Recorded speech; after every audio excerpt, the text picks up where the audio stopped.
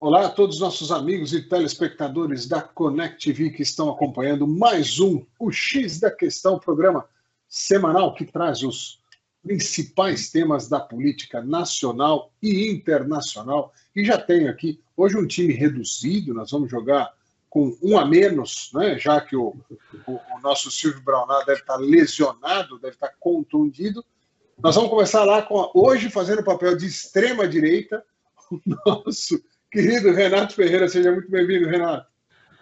Olá, Eudes, professor Pilão, nosso Silvio não está, né? Boa tarde também o Jefferson, que fala de Barueri, né? Que está lá em Barueri comandando, o Eudes do Portugal e o nosso querido professor Pilão, da querida Moema, em São Paulo. Eu estou falando aqui novamente de Sarapuí. Com muitos compromissos em São Paulo, eu cometi a insanidade de passar 3 meses sem vir aqui. Está um tempo agora, estou olhando lá fora uma linda paisagem, Eudes, de parcialmente nublado, né, e 24 graus, eu acho que é mais ou menos a temperatura de São Paulo. Então está um clima agradável e muito feliz aqui em participar com vocês aqui de mais um X da Questão para comentar, né, ajudar a comentar aí esses temas quentes, né, do Brasil e do mundo, tá? Então, muito obrigado aí pelo convite para participar de mais um X da Questão nesta sexta-feira nublada e um clima gostoso aqui em Sarapuí, interior de São Paulo. Muito bem, da capital chique de São Paulo, o bairro mais desejado entre os milionários paulistanos, está lá ele, que se Moema fosse um condomínio, ele seria o síndico, professor Pilão. Poxa vida, hein? Seria bom, porque se eu fosse o síndico, eu não pagaria IPTU, então, né? Não é isso? Não paga o condomínio. Não paga o condomínio, IPTU paga. Se fosse um condomínio, o Moema inteiro era o IPTU, porque o condomínio é de cada prédio. Mas boa tarde à nossa audiência, boa tarde, Eudes, boa tarde, Renato, boa tarde, Jefferson. Duas coisas aí, 2 perguntas que não querem calar. A primeira é o seguinte: o nosso amigo Braunat, o que ele está fazendo? Está dormindo depois do encontro entre o Biden e o Trump? Ele deu tanta risada que acabou ficando dormindo até mais tarde? Ele tomou todas, né? Renatão, eu quero saber se você perdeu o teu milho verde. Ficou 3 meses sem aparecer aí, o milho amadureceu, meu. Não, aquele milho verde já está quase fazendo um ano que eu plantei, professor. Já colhi com as perdas realmente, porque o cara que eu deixei cuidando aqui entre novembro e fevereiro não me avisou que o milho estava no ponto de colher e tive uma perda de 60% de milho verde. Mas tudo bem, na próxima eu aprendo. Já fica me devendo curau e pamonha com esse milho do interior aí, quando eu for agora em julho para o Brasil, hein, Renatão? Tá certo. Muito bem. Senhores, acho que a gente pode começar até, já deu uma pincelada aí nesse assunto do debate Trump-Biden, que mobilizou muita gente, muita audiência, para além da audiência, principalmente a repercussão. Em tempo real, os comentários, para quem está no Twitter, né, contra um, pró outro, e além disso, a mídia internacional revelando cada vez mais que tem lado, né, com manchetes que eu vi coisas do tipo assim: mundo demonstra preocupação com a possibilidade da vitória de Trump. Veículo de comunicação afirmar que o mundo demonstra preocupação é jornalismo da melhor qualidade, né, Renatão? O que você acha? Antes da gente analisar o debate em si, dessa tendência de generalizar e falar em nome de pessoas, grupos, cidades, países, e agora inovando até o mundo. Do mundo, né? É isso aí, já é o mundo, mas é um mundo bem específico, né? Um mundo ali de cores vermelhas, entendeu? Como a gente sabe que acontece, então esse mundo pode o problema é que os republicanos são vermelhos nos Estados Unidos.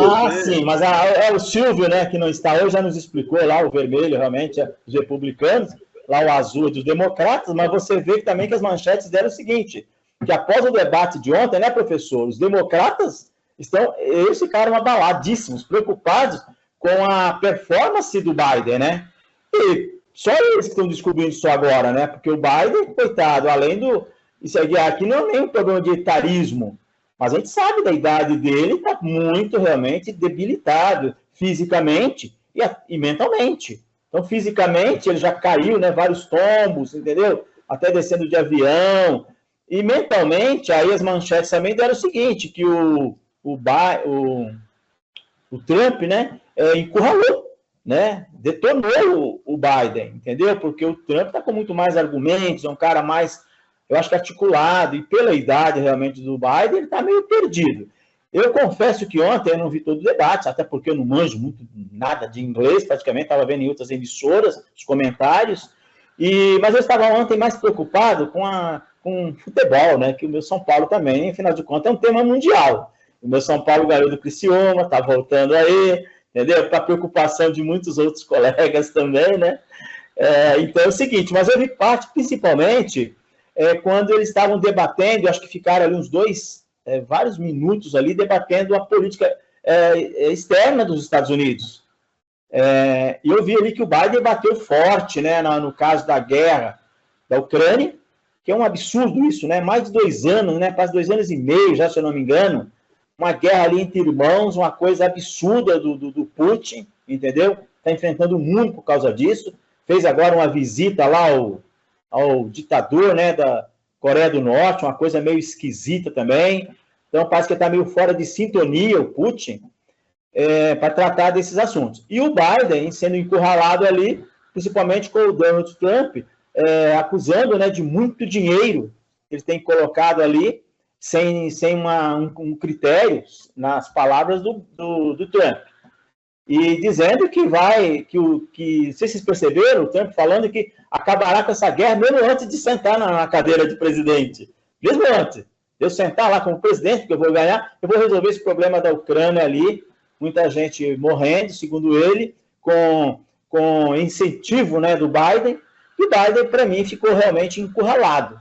Agora, até antes de começarmos aqui, o Jefferson disse que colocou aí no grupo, né, para a gente ver, que os democratas preocupados e até pensando, olha só, de trocar candidato agora, quer dizer, não sei se será a melhor saída. Mas realmente foi um debate, como você falou, Jefferson, que chama a atenção não só dos americanos, né? É o primeiro debate, os outros vão esquentar muito mais, que interessa principalmente aos americanos, aos norte-americanos, América do Sul e realmente ao mundo, principalmente por causa desses conflitos, né? Que nós temos aí já há muito tempo na Ucrânia, já era para ter terminado isso, mas a OTAN está trabalhando forte, né? Porque está dando muita força para a guerra, porque depois dessa guerra da Ucrânia, 2 países já foram para a OTAN, né, professor? Eu acho que é a Finlândia e esqueci o nome, Noruega, não é isso? Não lembro. 2 países agora eles já ingressaram, então. Eu sei que é Finlândia, eu sei que é. Daqui a pouco eu lembro, a gente fala para os nossos ouvintes aí. É a Finlândia. Um deles eu sei que é a Finlândia. Então, realmente é um assunto muito preocupante, principalmente por causa do conflito entre os irmãos russos e ucranianos e a guerra lá do Golfo, né? Que Israel também não está dando nenhum sinal que vai amolecer, porque vocês estão dando sinais que poderiam entrar num acordo com o Hamas, está do outro lado sofrendo com o Hezbollah, que o Hezbollah é um grupo terrorista, essencialmente do Irã. Então é complicado, mas os debates vão esquentar. Respondendo ao Renato, os últimos 2 países que entraram foi agora, em 7 de março, a Suécia, em 30 de março, a Finlândia. Exatamente, Finlândia e Suécia, que isso deixou o Putin mais pé da vida, mais Putin da vida ainda. Trocadalho, hein? Que belo trocadalho. Desculpa aí, pessoal.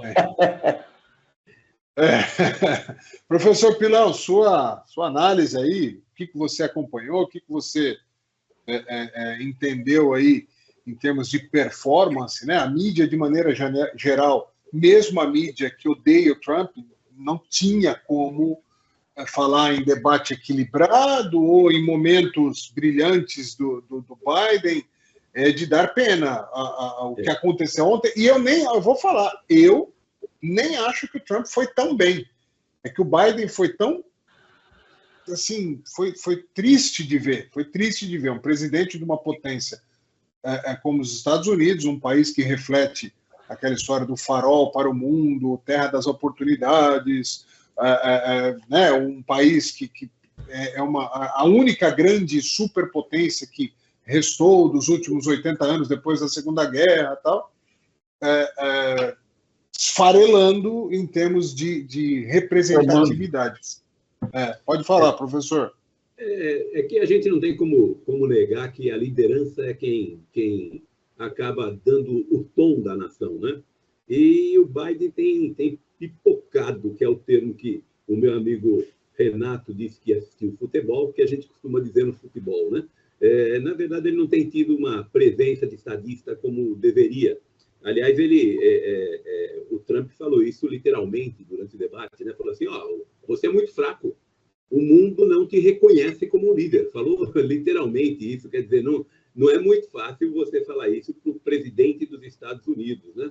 E ele, em contrapartida, diz que não, você é que enfim, ficou uma troca de retórica, de formas de se expressar e etc. Mas eu vou voltar só um segundinho antes, Eudes, quando você perguntou a respeito da imprensa, para o Renato, eu vi uma manchete que diz que teve a disputa do Biden acabado contra o Trump mentiroso, que ele só mentiu ele só mentiu no debate, né? E provavelmente ele deve ter falado isso por causa da questão do aborto, né? Aliás, nós falamos disso no nosso último programa, o Silvio trouxe lá aquele caso que foi de 1970, que acabou virando geral nos Estados Unidos todo, a permissão de aborto, que foi derrubado agora, 3 anos atrás, e o que eu acho que eles falaram é exatamente por isso, porque por uma forma de se expressar, o Trump disse o seguinte, e você pertence na hora que estavam falando de aborto,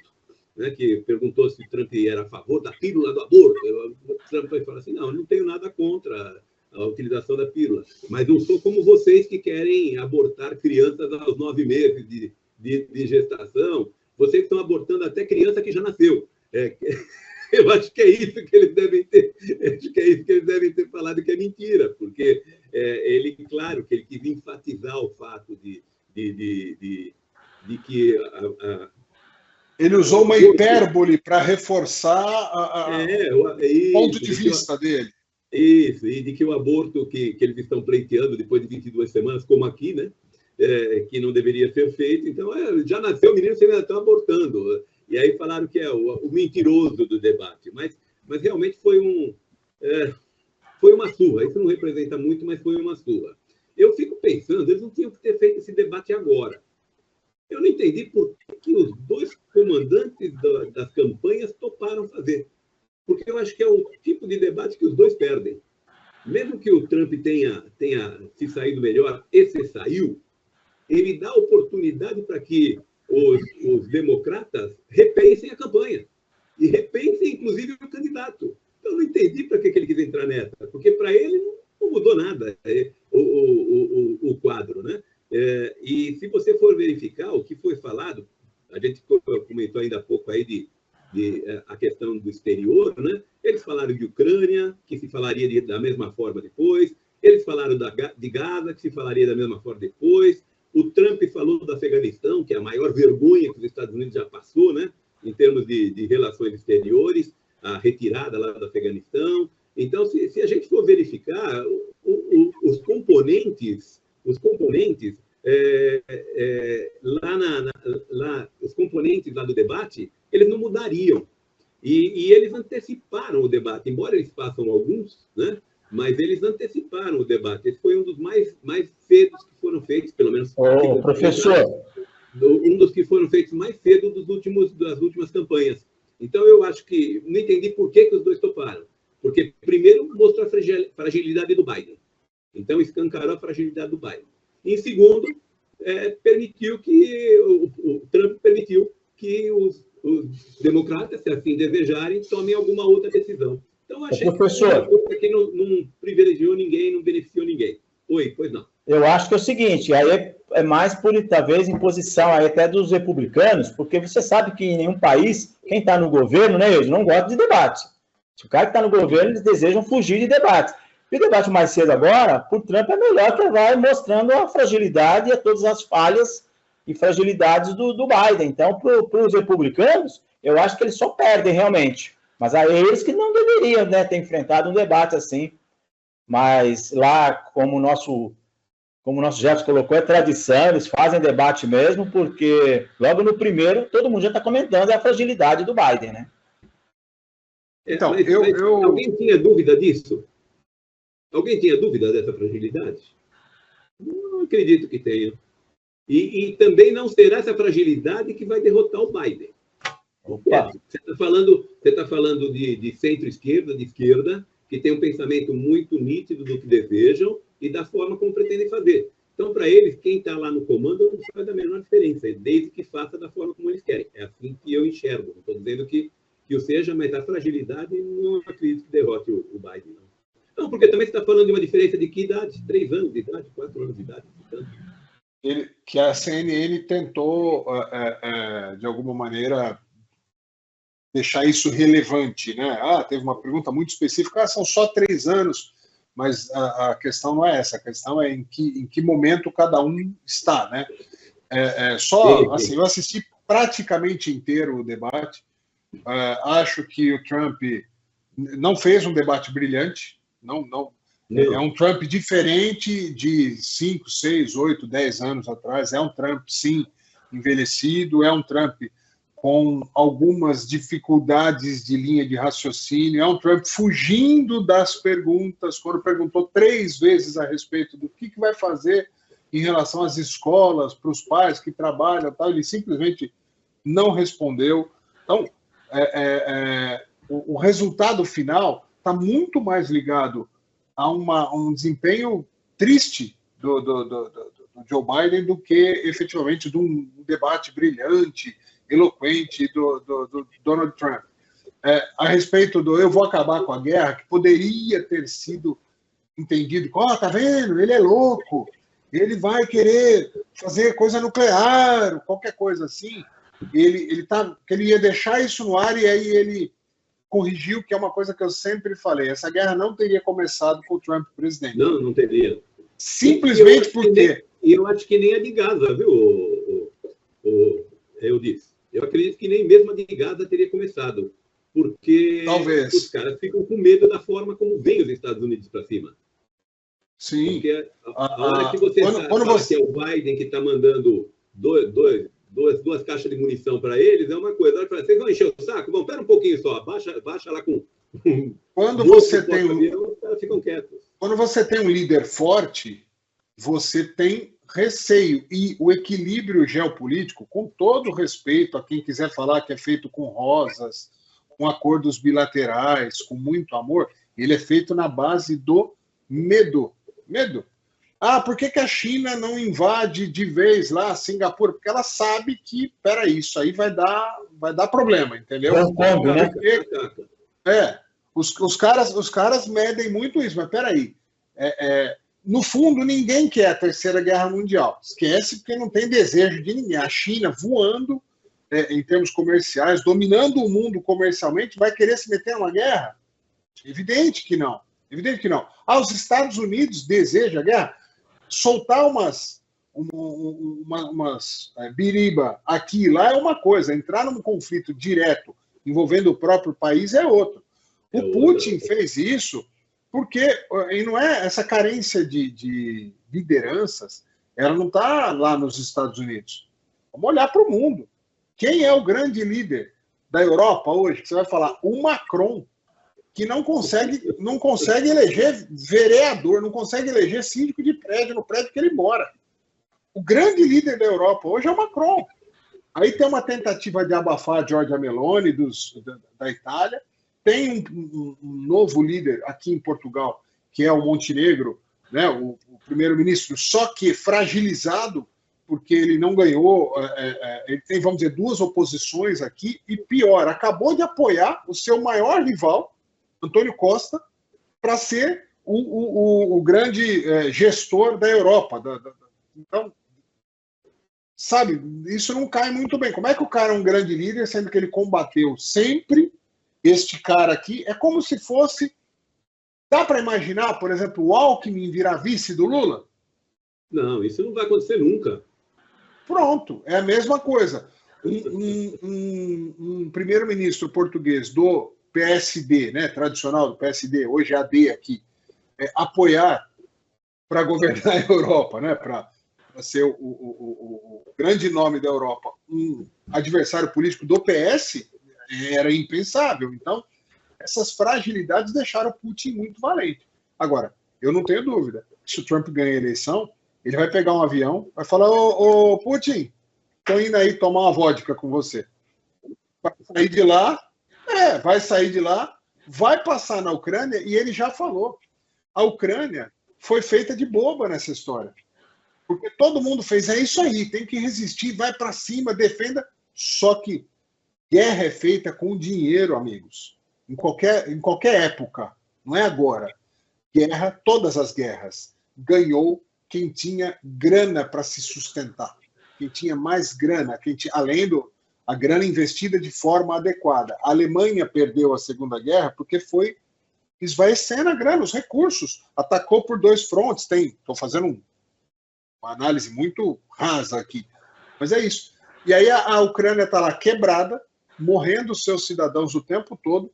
A Rússia só não terminou de ir para cima porque não quis.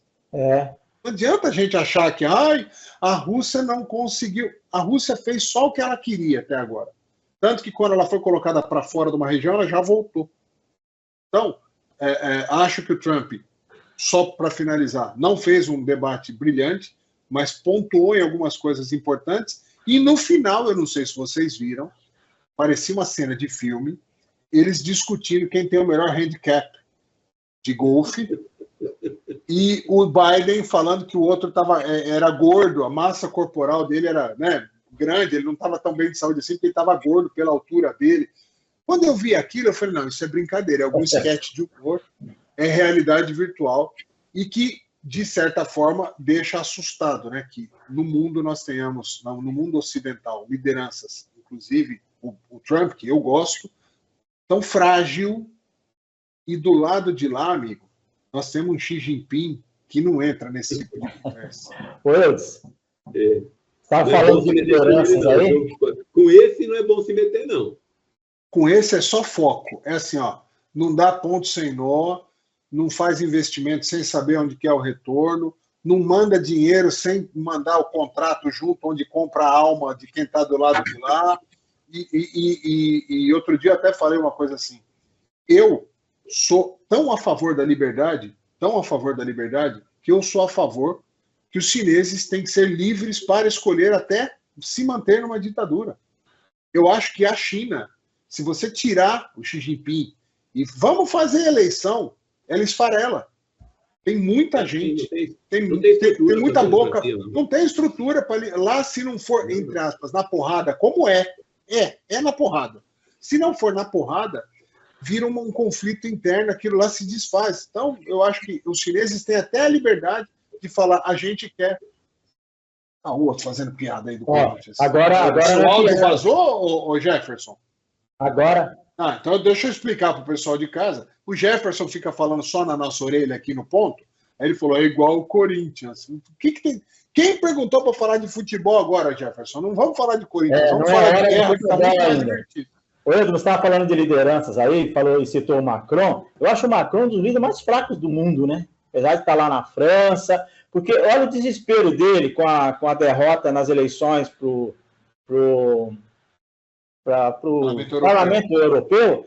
Ele antecipou em plena Olimpíada, né? Esperar as Olimpíadas, antecipar as eleições e vai perder, né? Eleição interna ele parece que estão indicando aí que ele vai perder também na França. Mas a chance dele são as Olimpíadas. Ele não podia fazer outra hora. Agora ele tem as Olimpíadas na mão. O francês não vai arriscar. Não sei, não. A chance dele agora. Sei não. Eu acho que ele marcou bobeira. Ele devia ter deixado passar as Olimpíadas. Senhores, do que vocês viram rapidamente, mas muito rapidamente, sem avaliação, de 0 a 10, nota do Trump e nota do Biden. Renato? A nota do Trump, para mim, 8, e a do outro lá, 5. Pilão. Do Biden, 8, e eu acho que é do Trump, 7. 5, perdão. A do Biden, 5, como o Renato, e a do Trump, 7. Eu acho que o Trump foi nota 6 e o Biden foi nota 2. E eu não falo isso com alegria. Eu, na posição de familiar do Biden, processaria o comando da campanha pelo que estão fazendo. Não, estão acabando. Estão acabando com a história pessoal dele. Ele será lembrado por esses vídeos. Ele não será lembrado por nada de bom que ele possa ter feito ou que venha a fazer. Ele vai ser lembrado daqui a 100 anos, num mundo digital como nós estamos, como um presidente patético, que eu nem tenho essa opinião. Acho que ele é fraco, preferi o outro, mas estão destruindo a história de um político que dedicou a vida inteira ao país. Ele está se transformando numa piada mundial e a culpa não é dele, a culpa é de quem comanda os democratas, inclusive do senhor Obama, que podia pôr o dedo nessa coisa aí e falar, gente, não vamos destruir a vida do cara, vamos pôr outro aqui. Ah, mas vai perder. Bom, perder ou ganhar faz parte da democracia, entendeu? Põe a mulher põe lá a Michelle Obama de candidata. Ah, a vergonha da própria família ele não quer, ele quer só dar alheia. Então o Obama tem sido muito omisso, muito covarde no seu posicionamento de deixar que isso aconteça. Vamos em frente. Tem um texto que o Jefferson colocou aqui que eu não consigo ler, porque tem no meu vídeo aqui tem um negócio escrito. Muito bem. Então chamo você, por favor. Então vamos lá. Eu vou chamar o Milley. Eu não mando mais nada nesse programa, vocês estão vendo que eu sou apenas um garoto de recados da produção aqui. Cadê a chamada do Milley? Onde é que está, senhor Jefferson? Você vai mandar para mim? O que eu faço aqui? Em 3, 2... Ele está falando a respeito da lei.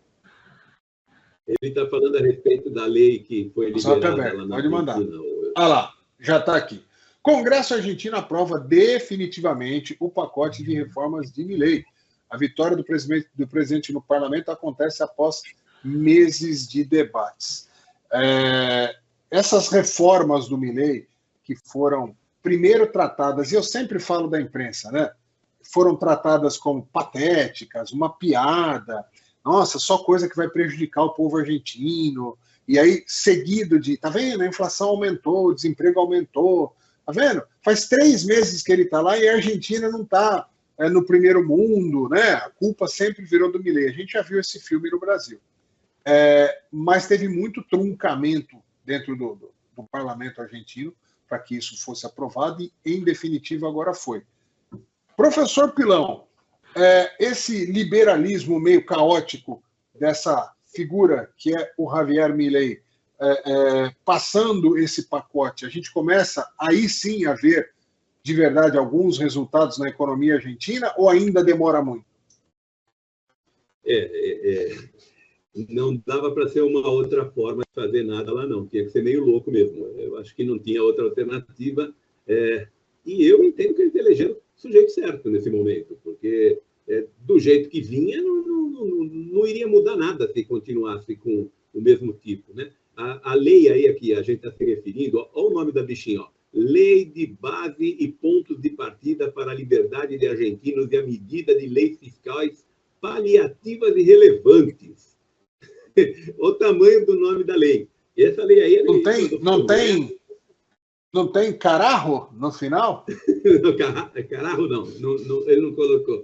Mas, na verdade, ele mandou uma série de assuntos para serem apreciados pelo Congresso para que liberasse, para que ele pudesse fazer o que tem que ser feito. E o que é que tem que ser feito? É um pouco disso que ele está fazendo. É o seguinte, ó, vamos mandar embora, manda embora, não dá aumento, corta aqui, corta ali. Não tem outro jeito, porque estava numa situação tão difícil, mas tão difícil, que ou você chega com o pé no peito, ou esquece. Perde-se a oportunidade. E foi o que ele fez. Das 600 medidas que ele mandou, passaram 238 medidas. Então, eles deram para ele uma espécie de carta de alforria para atuar um pouco como parlamento também, né? Então, ele passa a poder fazer leis, vamos dizer assim, dentro de critérios, evidentemente, mas ele passa a ter a possibilidade de criar leis, de mudar a economia, muito mais voltado para a economia que qualquer outra coisa. Mas, de qualquer forma, passaram 238 leis, né, como eu comentei, 238 artigos, mas ele não conseguiu fazer passar, por exemplo, a liberação para poder fazer leilão das aerolíneas argentinas, que está falida, não conseguiu poder privatizar os Correios argentinos, que é onde ele poderia ir buscar dinheiro para tentar reestruturar o país, e também não conseguiu fazer passar a reforma da Previdência. Então, esses 3 pontos eram pontos muito específicos, mas muito importantes, né? Para que ele pudesse reestruturar o país da forma como ele entende. Também é compreensível por parte dos parlamentares, porque se você dá quase que um cheque em branco para um governante, é difícil, né? Ele vai ter aí 1 ano para governar praticamente à vontade. Mas uma coisa que foi importante que passou é que ele foi concedido a ele a possibilidade de dar vantagens para capital estrangeiro por 30 anos. Aí é claro que a oposição caiu matando, né? Porque você vai trazer capital estrangeiro para cá só para roubar o nosso lítio, o nosso petróleo, e não vai dar nada em troca. Ou seja, a velha esquerda pensando como esquerda que é. E ele está pensando de forma liberal. Se eu trago empresa para cá e dou vantagem, ele vem e ele faz o país crescer. Fazendo o país crescer, eu começo a ter melhores condições de vida para o povo. Só tem 2 jeitos de crescer, não tem outro, né? Eu disse. Ou a gente cresce com a inserção de dinheiro do Estado, ou a gente cresce com a inserção de dinheiro do poder privado, dos empresários, né? De maneira geral. A opção deles sempre foi através do Estado, é por isso que eles estavam com a inflação que estavam, é por isso que não conseguiam sequer negociar com o FMI, e hoje se pega, está relativamente contornada a questão do FMI, praticamente contornada, já tem reservas, que nunca teve reservas, já tem reservas, a inflação caiu verticalmente, né? Caiu que desabou. Então, quer dizer, o resultado para 6 meses é bastante interessante. Se ele vai conseguir dar o segundo passo, é que a gente vai ter que ver. Eu acho que agora que começa o governo dele. O que ele fez foi um choque de chegada e o choque deu certo. O neguinho se ligou na coisa, né? Agora vamos ver com ele com possibilidade de atuar mais livremente, se ele vai conseguir dar continuidade àquilo que ele estava pensando de maneira racional, né? E lembrando que é um governo que está se iniciando, que tem uma forte oposição, eu digo não populacional só, tem realmente uma... A Argentina está dividida também, aquela história, foi uma eleição apertada, e etc. Mas, para além disso, aquela história, né?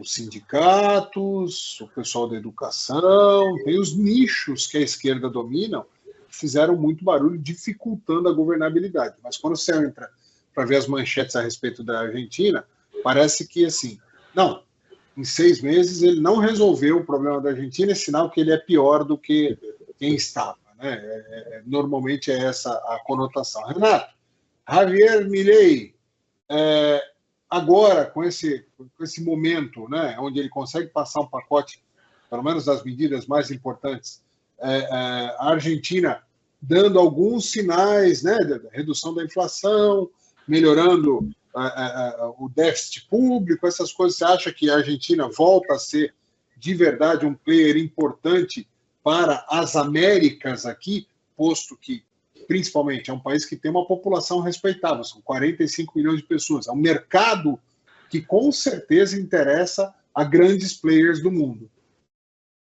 Com certeza, Jefferson, mas antes aí de eu falar do Milei... Eu sou o Eudes. Eu disse? Jefferson. Eu tô com o Jefferson na cabeça, né, rapaz? Olha só. Mas, rapaz. Olha só. Isso, eu acho que isso é amor, é paixão. Vocês querem que a gente saia da sala? Vocês ficam Corrigindo, perdão, Eudes.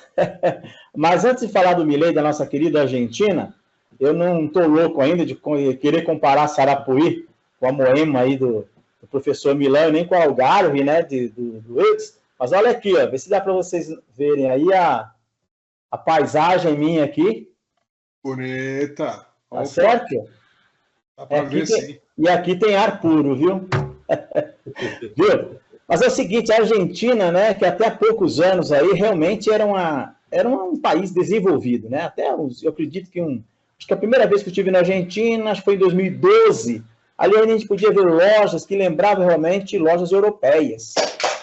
Depois de uns 3, 4 anos, eu estive novamente em 2018, quando o Lula foi preso aqui em São Bernardo do Campo. Ali eu já vi uma Buenos Aires completamente diferente. Obras paradas e muitas pessoas morando nas ruas. Mas até o ex-presidente aí, o Rodrigues, não é isso? Rodrigues, ele quis dizer, né, tirando sarro de brasileiro, que nós éramos da selva, né, e eles de origem europeia. Mas a gente estava vendo realmente, né, a Argentina, sob esses governos chamados socialistas, para onde estava caminhando.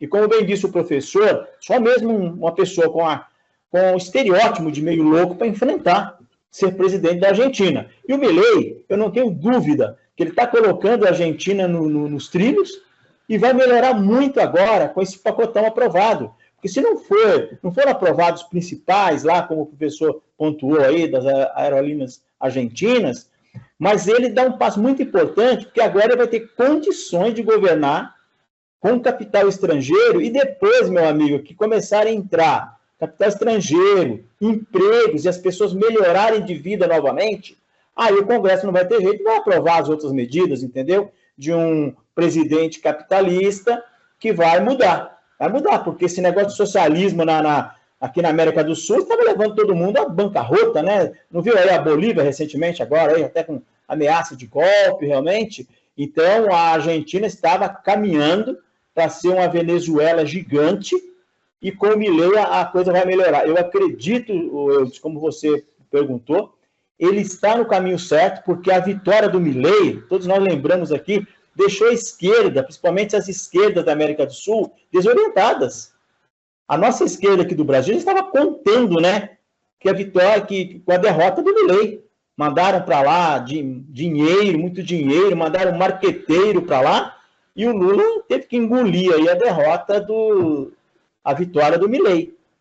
E é uma vitória que não tenho dúvida que ela, com o passar do tempo agora, com o tempo que falta ainda para o mandato do Javier Milei, a Argentina vai entrar nos trilhos e vai voltar a ser aquele parceiro sério, né, brasileiro, e ajudando aí o Mercosul como ele deve ser. Não da ótica, do viés aí socialista, comunista, que isso aí a gente já viu, que não leva não leva ninguém a lugar nenhum. Você disse anteriormente, eu até concordo com você, que até a China tem direito a continuar com o comunismo, a ditadura, porque lá está uma coisa consolidada, mas a gente vê aquela riqueza absoluta em pequenas partes da China e o outro lado muito pobre, porque eles têm que manter muita gente ali, né? Inclusive, bola que nós compramos aqui, ou um boné que você compra em Portugal também, feito na Argentina, ou comprado nos Estados Unidos também, não na Argentina, na China, há uma mão de obra lá quase escrava. E como eu sou de uma ala capitalista e neoliberal, eu acho que esse é o único caminho. Tem divergência, tem deficiência? Claro que tem. Mas como já disse alguns especialistas, né, por pior que seja, a democracia é ainda o melhor regime, o melhor sistema de governo, porque ela, querendo ou não, dá liberdade. E a liberdade é que todo homem, toda pessoa precisa para trabalhar e ter dinheiro, né, com o seu próprio suor e não esmolas governamentais, como já criticou lá atrás o Luiz Gonzaga com a linda música, né? Ele falava lá que o nordestino, por exemplo, nossos irmãos nordestinos, queriam trabalho honesto, digno, e não esmolas, porque as esmolas governamentais, a gente sabe, e muitos criticam, porque a gente critica o Bolsa Família, que ele não é uma boa saída, mas ele não é uma boa saída porque ele mantém o pobre na pobreza. Entendeu? Então, certos governos precisam dos pobres para se manterem no poder. Essa é a minha visão. Eu acho que o Milei está no caminho certo e, depois de alguma demora, o Congresso aprovou esse pacotão aí e vai aprovar as outras medidas do Milei também. É a minha opinião.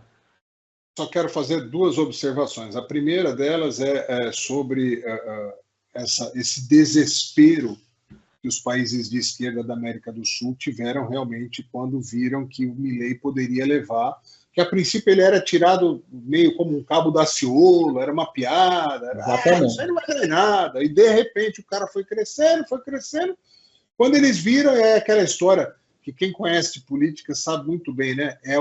Política é o estudo do movimento, não do momento. Você olha o momento, o ponto, quem está na frente, quem está atrás, não, mas peraí, qual é o movimento?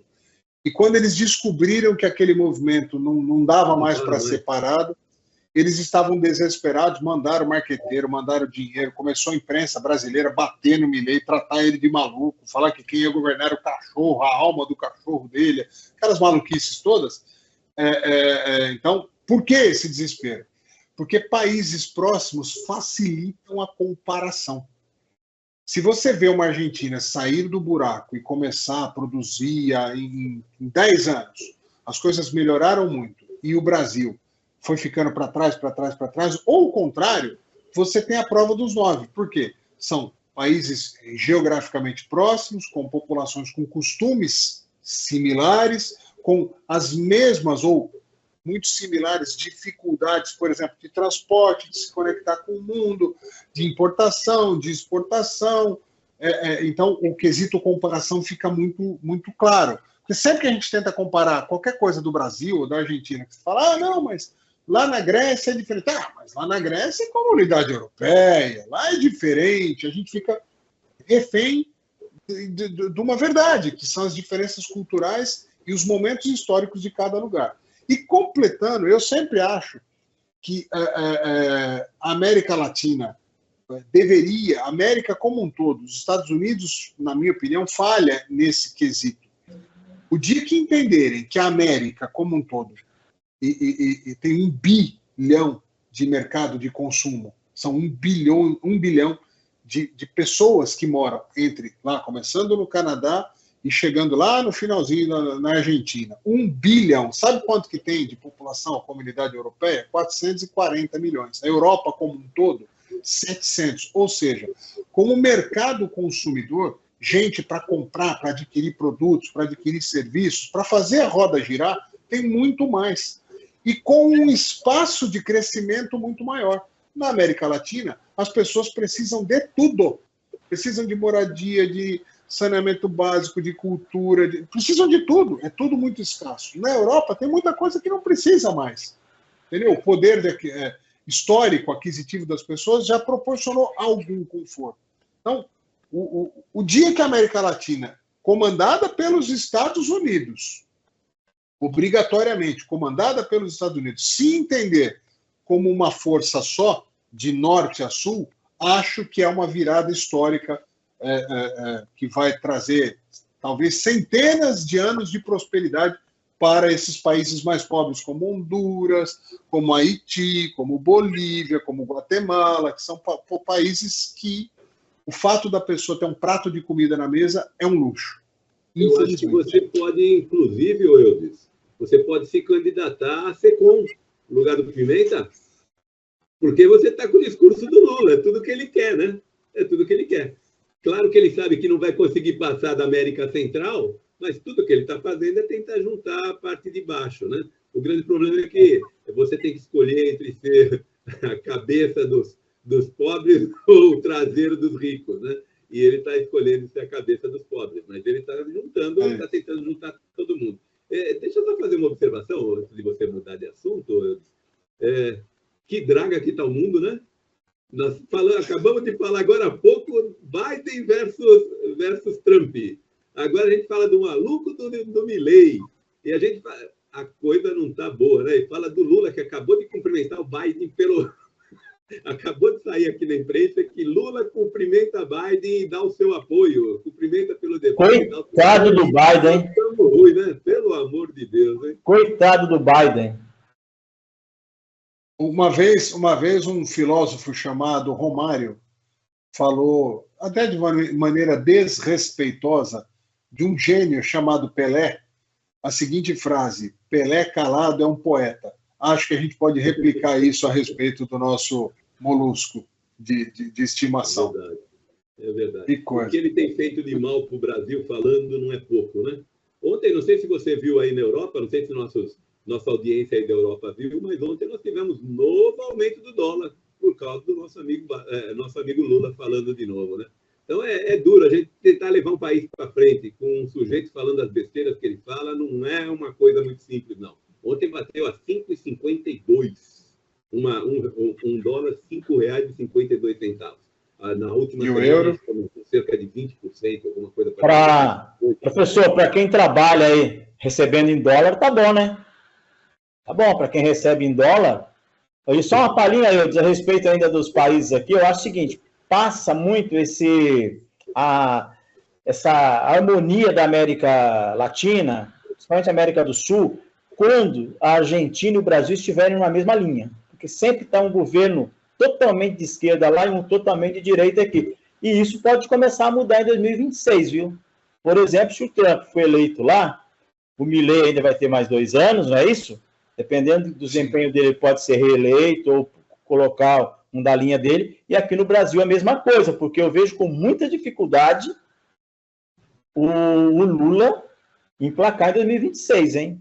Eles estão preocupadíssimos, por exemplo, com o novo cenário que vai sair das urnas municipais, que vão influenciar no Senado americano, no Senado brasileiro, que em 2026 vão ter aí 1/3, né, de renovação. Eles estão muito preocupados com o número, porque vai ter uma renovação muito maior na bancada da esquerda, que apoia o Lula agora. Isso aí vai ser muito interessante para os de direita. Ver no TSE também que lá vão estar 2 ministros indicados pelo Bolsonaro, entendeu? Tudo isso pode mudar muito. E dependendo, o Lula vai ter dificuldade de se reeleger, muito mais de indicar, porque o Lula não tem ninguém que ele indique que ganhe, entendeu? Eu acho que ele perde em São Paulo agora na prefeitura, perde em Belo Horizonte, perde no Rio de Janeiro, ele está abrindo mão de candidaturas próprias de vice para ver se fortalece em 2026, e com isso aí eu vejo um alinhamento da Argentina e do Brasil, que são os principais países da América do Sul, para ter essa mudança, porque o Chile a gente já vê como está, entendeu? Chile, o Paraguai, entendeu? Então, essa direita, e eu espero que seja uma direita mais moderada, ela poderá crescer, e como está crescendo no mundo, crescer também nos principais países da América do Sul. Para mim, o que pior atravanca tudo isso aí é o México, que é um grande país. Deixa eu fazer uma provocação a vocês aqui. Falou da direita, a gente falou de movimento, de eleição, e eu vou levar o assunto lá para o coração de São Paulo. Eu acompanho o Twitter, eu acompanho bastante o Twitter, fico lá vendo a guerra de narrativas e de vez em quando dou as minhas alfinetadas aqui. Tenho alguns troféus, Daniela Lima, Reinaldo Azevedo, professor Vila me bloquearam porque não aguentam o debate. Então são alguns troféus que eu fico feliz de saber que essas pessoas realmente, comprovadamente, não são democráticas e são imbecis completos, né? Porque eu nunca os ofendi, os provoquei democraticamente e eles não aguentaram. E quem sou eu na fila do pão? Absolutamente ninguém. Eu sou um cidadão comum, eu não sou uma personalidade que eles poderiam já ter algum conceito a meu respeito. Não, eu sou um cidadão comum e eles optaram por não ouvir verdades para continuar propagando mentiras. Mas eu vejo lá no Twitter que já tem gente da esquerda jogando a toalha para uma vitória de Pablo Marçal. Eu vi isso escrito não uma vez só. Eu vi várias pessoas da esquerda falando, não, a esquerda está errando, vão fazer esse imbecil agredindo, né? Eles agredindo o Pablo Marçal. Esse cara vai acabar ganhando a eleição e tal.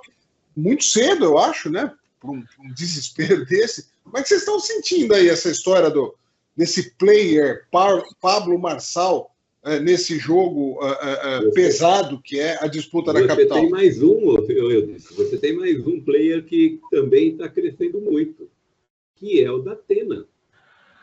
O Datena hoje é empate técnico em segundo lugar, pelo menos as últimas pesquisas aí que eu vi ontem. Hoje eu não vi nada, tá? Não sei se saiu alguma coisa nova hoje.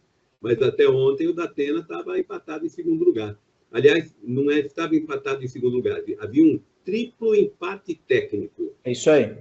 Um triplo empate Nunes, técnico. Boulos e Datena estão tecnicamente empatados. Isso, exatamente. É o que então, dá notícia. Além do Pablo Marçal, ainda tem que se preocupar com o Datena. Eu acho que tem uma vantagem aí. A vantagem é que nós teremos segundo turno. Isso já está estabelecido pelo quadro de agora, né?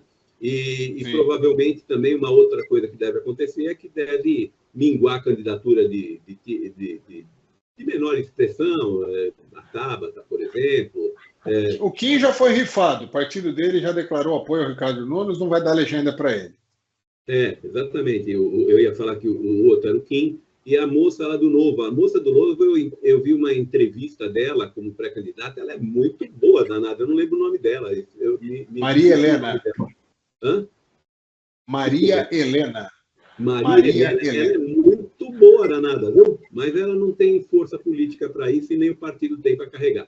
Então, eu acho que vai ficar aí entre esses três, eventualmente um quarto, aí o Pablo Marçal, vindo correndo por fora, mas é muito difícil que o Pablo Marçal ganhe, viu?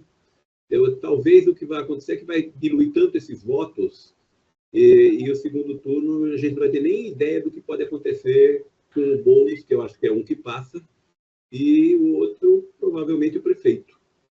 Você não acha que o Boulos passa, então?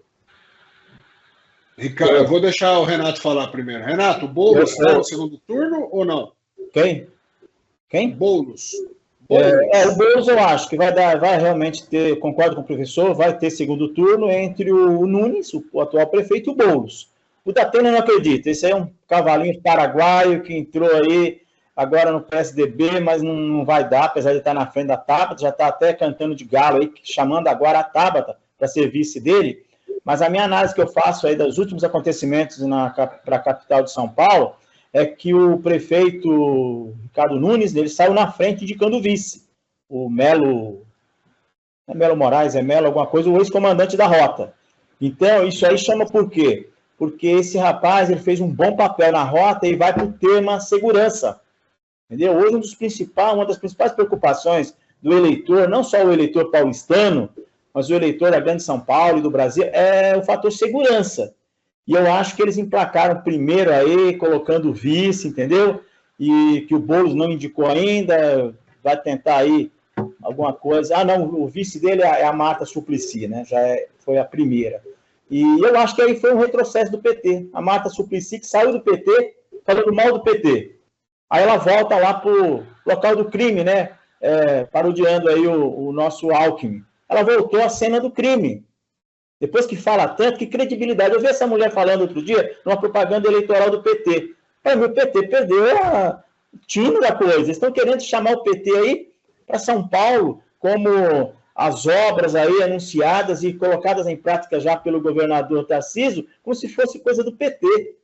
O Eudes aí não deve estar vendo, claro, em Portugal, a propaganda do PT, mas foi para mim, professor, ridícula essa colocação. Enquanto o Bolsonaro vem lá falando, chamando para o PL, falando do PL, falando para as pautas de costumes, ele está certo, que é essa bandeira do PL, falando até da recuperação das cores, verde e amarela, que as esquerdas ficam apavoradas quando ele bate nessa tecla, mas o PT vem tentando chamar com a Marta Suplicy, essa também, gente, bastante idade já, ela tem uma dificuldade em concatenar algumas ideias, tentando chamar para eles, com a responsabilidade dele, trens de São Paulo para Campinas e outras coisas mais, que é bandeira do governo, junto com o prefeito de São Paulo. Então, eu acho que o Nunes está muito bem, foi muito feliz em indicar, até por imposição aí do Bolsonaro e do Tarcísio, o ex-presidente da Rota, o ex-comandante da Rota, ex-presidente da CEAGESP também, o coronel lá. Eu acho que, para mim, não tenha dúvida, segundo turno, e no segundo turno, para mim, dá tranquilamente o Nunes. Ele vai ser reeleito, entendeu? Porque tem muitas forças ao lado dele, entendeu? E a esquerda, por mais que ela seja forte na capital, principalmente na Zona Sul, não incluindo a Moema aí, né? Que acho que Moema não está nem na Zona Sul, né? Está aí na zona da elite, né, de São Paulo. O Principado de Moema não pode ser incluído em nenhum tipo de nomenclatura assim, sul, norte. É o Principado de Moema, é o centro do mundo. É o principal, é o centro ali, o centro avançado, né, entendeu? É o centro avançado, de todo financeiramente, intelectualmente, né? Então não pode ser considerada uma zona, principalmente extremo de Zona Sul, que aí sim, aí dá PT, entendeu? Mas eu acho que é segundo turno. O Marçal, ele vai ser muito forte, mas no segundo turno, claro que vai ficar com o Bolsonaro e com o Nunes. A Tabata, essa deve ficar com coisa, mas não vai acrescentar muita coisa. A pré-candidata do Novo também, que fala muito bem, vai estar do lado do Bolsonaro e do Nunes. E eu acho que aqui vai dar, realmente, vai ser mais uma derrota do PT, que teve que abrir mão para a candidatura do Boulos, gente. O Meca, né?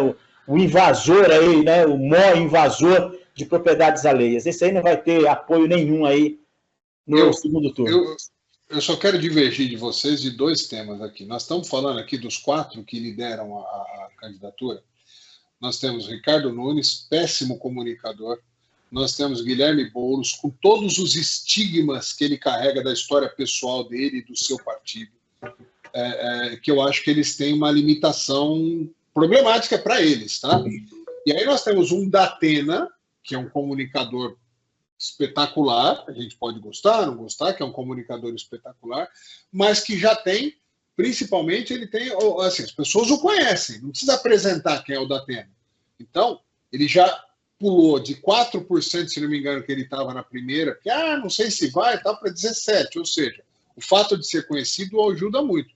E nós temos um Pablo Marçal, que é um espetacular comunicador, não podemos discutir a respeito disso, é só uma constatação, só que é um cara pouco conhecido. Ele é conhecido numa bolha, ele é conhecido para alguns nichos. O povão, se você for lá, de repente, num bairro mais afastado, e falar Pablo Marçal, o cara não identifica. Talvez se você mostrar o vídeo, eu já vi um vídeo desse cara.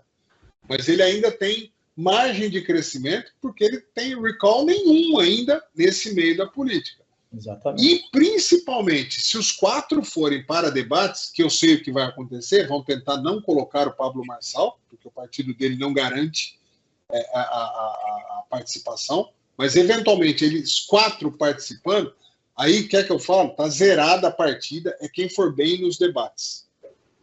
O debate pode ser, sim, decisivo, só que nós temos 2 comunicadores excepcionais e temos 2 caras, um com muita dificuldade de comunicação e o outro com os estigmas e a pouca paciência. Ele, ao ser provocado, as reações do Boulos, elas são pouco eficazes. Eu já vi isso aí pessoalmente. Eu entrevistei o Boulos numa entrevista coletiva que ele ia dar no Diário de Osasco, inclusive não foi um jornalista nenhum, o pavio dele não existe pavio.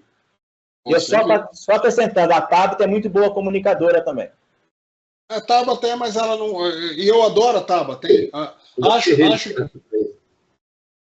que a Tabata e o Kim deveriam estar melhor pontuados para dar uma rejuvenescida, sabe? Caminhos novos. É uma pena.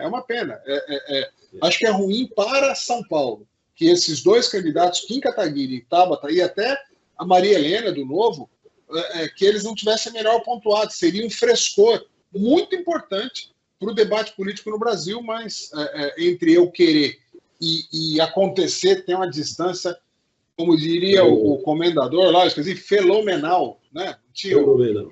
Mas, o nosso amigo Jefferson está aí chamando, faltam 5, faltam não sei o quê, aqui nos bastidores, e eu acho que a gente não podia ficar sem falar um pouco a respeito da liberação do porte da maconha, né? Eu acho que essa é uma coisa triste para nós no Brasil, para a juventude. Eu entendo que tem que se diferenciar a questão do usuário da questão do traficante, mas, de qualquer maneira, é muito triste ver o Supremo Tribunal Federal, de novo, legislando e dizendo que 40 gramas de maconha é considerado simplesmente como usuário. Isso aí vai ter uma repercussão muito triste para a sociedade. Já estão falando em soltar mais de 6 mil pessoas que estão presas como traficantes. 6 mil pessoas que estão na cadeia. E tinham 6.300 processos esperando para julgar, porque a quantidade ia dizer se eles seriam presos ou não seriam presos como traficantes. Então, eu acho que é um retrocesso eles terem falado disso. Eles poderiam ter ficado quietos, deixado o Congresso se manifestar, discutir a questão e, eventualmente, delimitar alguma coisa. Agora, 40 gramas de maconha, convenhamos, né? O moleque vai para uma festa, leva 60 cigarros de maconha, ele não é traficante, ele distribui para a festa inteira. É uma coisa, assim, sem propósito, né? Olha, a minha opinião a respeito desse problema aí é o seguinte, o STF liberando. Eu acho que a PEC lá do Congresso vai derrubar, porque PEC vai virar uma lei, né? Então, a decisão do Congresso, do STF, até segunda ordem, é derrubada. Só que eu acho o seguinte, gente, nós temos distribuidores de arroz, não é isso? Nós temos distribuidores de feijão, não é, professor? Distribuidores de tudo que se alimenta no mundo. Nós temos distribuidores. Quem é que distribui a droga? É o traficante. Então, essa decisão do Supremo, ela beneficia quem é o pobre do viciado, né? Do cara, do dependente, que necessita de um cuidado. Tinha que identificar quem é usuário para cuidar dele no sistema de saúde, mas ele está beneficiando principalmente o traficante, que vai liberar a gente. Então, é o traficante que vai continuar distribuindo, vai ser um campo aberto para o tráfico, que eu acho que a gente deveria pegar como exemplo o México, que é um país onde o narcotráfico, o crime organizado está dominando. Lá está dominando. E aqui no Brasil, a gente tem que pensar bem. O crime organizado já comanda a 5ª rede de postos de gasolina. Ele está agora no Ministério Público, está no Judiciário, está na política, está entendendo? Então é muito forte isso, e eu não liberaria de jeito nenhum, sou contra, e não deveria liberar, deveria cuidar sim do dependente, combater ferozmente o tráfico, porque essa liberação ela tá beneficiando diretamente o traficante, que vai continuar distribuindo droga aí sem controle de preço, né? Verdade. Oi. Duas coisinhas muito rápidas, pelo menos da minha parte. Uma delas é que não foi liberada a droga, hein? Foi liberado que você pode portar e não a droga. Então, beneficia o traficante, porque o traficante vai poder entregar a domicílio, né? Mas não foi liberada a droga. Acho que essa é uma coisa muito importante de ser registrada. Tá bom, vamos lá. A nossa produção está dando bronca aqui, que nós estouramos todo o tempo. E está falando que tem uma imagem que ele quer mostrar para a gente. Vamos ver o que é aí, meu amigo. Olha lá. A Polícia Militar já está recebendo seus novos equipamentos, que é uma balança, ou seja, vai ter que abordar o sujeito, e se tiver 39 gramas, está liberado. E se tiver 41, esteja preso. Essa é a nova lógica do STF. É patético, até porque a gente sabe... Eu não tinha feito nenhuma pesquisa a respeito de quantos cigarros de maconha são 40 gramas, mas o professor já trouxe esse número aí. E a gente sabe que mesmo que fossem só 3 cigarros, a bandidagem é muito mais inteligente, mas muito mais inteligente do que a Suprema Corte brasileira. O mais bobinho da bandidagem dá de 10-0 em qualquer um dos ministros do nosso Supremo. O que vai acontecer? Eles vão se adaptar. Os pacotinhos vão ser todos feitos com 39 gramas e meio para serem entregados, pesados de uma maneira muito tranquila, e as pessoas vão ser distribuídos em envelopes devidamente acondicionados, com 39 gramas, e serão espalhados com mais facilidade. Muitas vezes a gente vai ver isso. Escreva o que eu vou dizer. O traficante de pequena escala que vai estar com isso vai passar sacaneando, zoando o policial. Aí, seu trouxa, vai fazer o quê? Esse aqui não dá nada, tal. Ou vocês duvidam disso nesse nosso Brasil? Por isso que eu disse, que o maior beneficiado com essa decisão do Supremo é o tráfico. E sem contar que o nosso ministro lá disse que isso deveria valer para todas as drogas, né? Não. É assim, abriu... vou falar uma frase deselegante aqui, né? Esse tipo de coisa... não vou falar o que eu pensei. Abriu a porteira. Abriu a porteira. Eu ia falar uma outra coisa, mas... Eu sei disso. Então, abriu a porteira, fica bom. Que não tem ombro, né? Então, vamos lá. Para finalizar agora, suas considerações finais, Renato Ferreira, obrigado mais uma vez pela sua participação. Vamos torcer para que um pouco do nosso pessimismo aqui não seja comprovado nos próximos meses. Eu que agradeço, Eudes, professor Jefferson, por mais uma participação aqui no X da Questão. Não deu para colocar a pauta do futebol aí, né? Não ia falar de São Paulo, mas vamos falar um pouquinho, só no encerramento aqui, que hoje espero, né, que os nossos jogadores lá nos Estados Unidos, eles se inspirem, né, em Pelé, Tostão, Zico e companhia, que pelo menos não sofram para ganhar do Paraguai, a gente se classificar numa Copa América, porque realmente a gente chegou a ser pentacampeões, não com cabelos coloridos, nem com chuteiras coloridas, não é isso? E com jogadores que ganhavam bem, mas não eram milionários ou bilionários, e hoje o jogador vai de helicóptero treinar, né, vai de avião, e naquela época, até a gente chegar nos pentas campeões, a gente jogava um futebol clássico, bonito, de arte, e que os gringos tremiam, né, quando ia enfrentar o Brasil. Hoje, o Brasil nem está ligando, nem está sabendo, muita gente aqui nem está sabendo que o Brasil vai jogar hoje com medo do Paraguai. Até a próxima. Professor Pilão, a palavra é sua. Pois é. Futebol acho que não é um bom tema hoje, não. Podemos deixar de lado.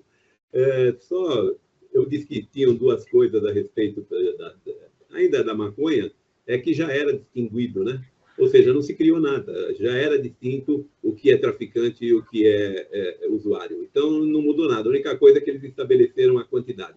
E aí eles pisaram na bola e esmagaram todos os tomates. Mas, enfim, vamos ser otimistas, como diz o meu amigo Eudes, né? Eudes, muito obrigado aí por ter nos convidado para o programa. Meu amigo Renato também, muito obrigado por estar com você. Jefferson, por estar nos bastidores. E a nossa audiência, muito obrigado por terem ficado conosco até agora. A gente volta semana que vem, não é isso? Sim, se Deus quiser. Semana que vem nós estamos de volta. Às vezes eu mais claudicante, porque fico dividido aí entre dois mundos, mas sempre o nosso X da questão marcando o posicionamento democrático da Connect TV. Infelizmente, continuamos em busca de interlocutores da esquerda. Estão todos convidados para, se quiserem participar, serão muito bem-vindos para debates acalorados, porém respeitosos e democráticos. Um beijo para todos vocês. Continuem conectados com a Connect TV. Obrigado, Jefferson, pela paciência de aguentar a gente aí nos bastidores. Até mais. Valeu! Tchau, tchau.